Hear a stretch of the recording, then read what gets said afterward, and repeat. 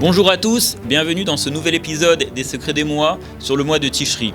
Nous continuons avec la fête de Sukkot. Nous avons vu dans le cours de la semaine passée, concernant les 4 espèces, que la harava est une exception.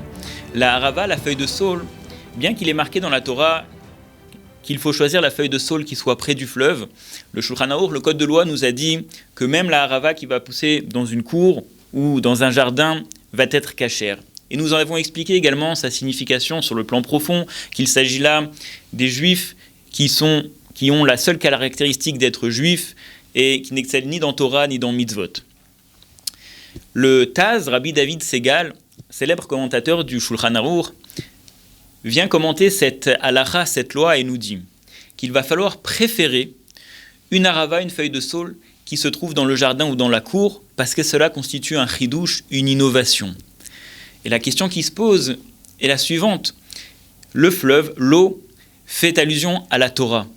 La feuille de saule qui pousse près de l'eau est la feuille de saule qui, au moins, a poussé dans une atmosphère de Torah. Comment est-il possible que le Taz vient nous dire, vous savez quoi, vous allez préférer une feuille de saule qui était éloignée de la Torah, éloignée de l'eau, qui était dans un jardin ou dans une cour, parce que cela constitue une innovation. Très forte question, n'est-ce pas ? Vous rappelez-vous ce qu'on a dit à l'entrée du jour le plus saint de l'année, du jour de Yom Kippour ? Nous avons dit la phrase suivante, la première phrase de la première prière de ce jour-là, nous avons dit « Al da'at hamakom ve'al da'at haka'al, anu matirim leitpalel ima varyanim » Très chère assemblée, Akadosh Baruch Hu, nous venons aujourd'hui permettre de faire la prière avec les délinquants, si je puis dire, ceux qui ont transgressé la Torah. Mais si tu veux accepter tout le monde, si tu veux accepter même les gens qui n'ont pas payé leur place à la synagogue, fais-le mais discrètement, ne viens pas l'annoncer au tout début de ta prière.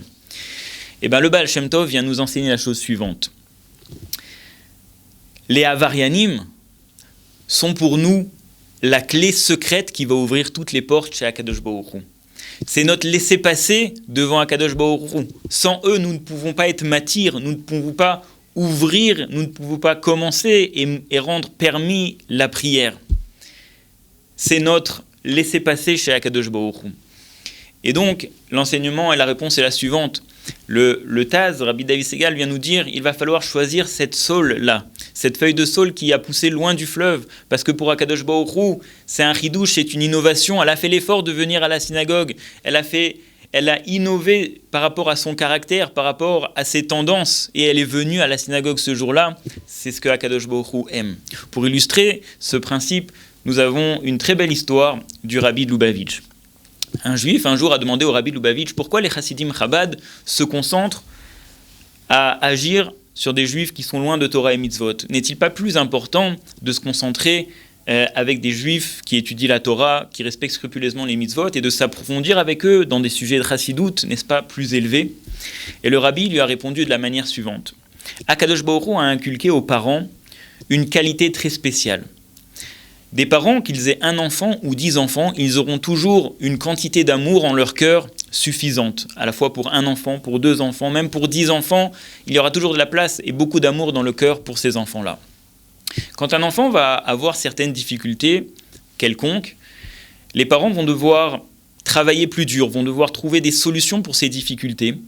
Et à ce moment-là, leur amour pour cet enfant va être démultiplié, parce que l'enfant va puiser beaucoup plus d'amour dans les ressources de ses parents pour surmonter les difficultés. Et donc le Rabbi a répondu à ce juif et lui a dit, de la même manière, les Chassidim Chabad se concentrent sur les chouchous de Akadosh Baruch Hu, ceux qui doivent faire plus d'efforts, ceux qui sont beaucoup plus appréciés auprès d'Akadosh Baruch Hu. Et donc, l'enseignement est le suivant. Il nous faut rechercher l'innovation, il nous faut nous surmonter notre caractère, nos tendances personnelles. Et c'est ce qu'Akadosh Baruch Hu aime, et non seulement aime, mais qu'il va falloir montrer aux yeux de tout le monde, et qui va être le laisser-passer et la clé secrète chez Akadosh Baruch Hu pour ouvrir toutes les portes. Merci beaucoup et à la semaine prochaine.